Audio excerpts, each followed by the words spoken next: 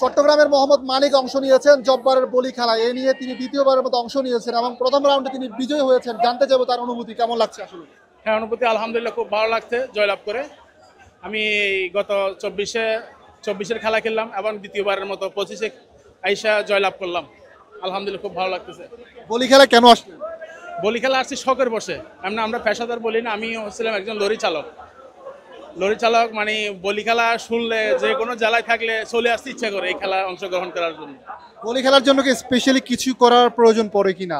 Specially কিছু করার প্রয়োজন পড়ে না, যারা সিনিয়র বলি যারা আছে এদেরকে অনুসরণ করলে হয়। এরা কিভাবে খেলতেছে, কিভাবে টেকনিক অবলম্বন করতেছে, এদেরকে অনুসরণ করলে হয়। আপনি এই জব্বারের বলি খেলাকে ঘিরে কয়দিন ধরে প্রস্তুতি নিয়েছেন বা কি কি কৌশল আয়ত্ত করেছেন? টানা সপ্তমবারের মতো বেস্ট টিস্যু পেপার ব্র্যান্ড হিসেবে স্বীকৃতি পেয়েছে বসুন্ধরা টিস্যু। আমরা এমন কোনো স্পেশাল কোনো খাবার খাইনি এবং ওই এলাকার মধ্যে একটু প্র্যাকটিস করতাম। যে একটু মনে করেন লুজ দিবে তাকে সেই ধরে ফালাই দেই, এটাই কৌশল। কে কে আসছে ফ্যামিলি থেকে? ফ্যামিলি থেকে আমার বড় ভাই আসছে, আমার বন্ধু বান্ধবরা আসছে এখানে। বাঘা শরীফের সাথে যদি আপনি খেলেন বা আপনাকে যদি বলি বা কুস্তি খেলতে দেওয়া হয়, মানে কি এক্সপেকটেশন আপনার?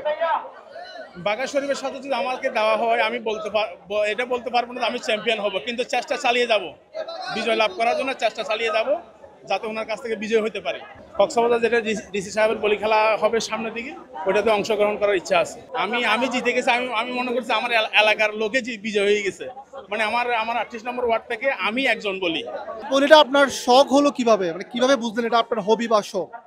শখ হলো এই বিভিন্ন চ্যানেলে দেখতাম।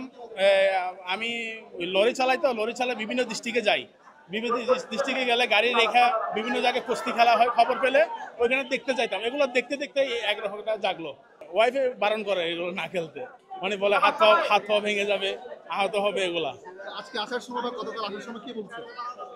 বললো আর কি একটু দেখে শুনে খেলতে। প্রথম বললো না খেলতে, আবার দেখি শুনে খেলতে। এরপরে কোনো রকম বুঝ দিয়ে চলে আসলাম এখানে।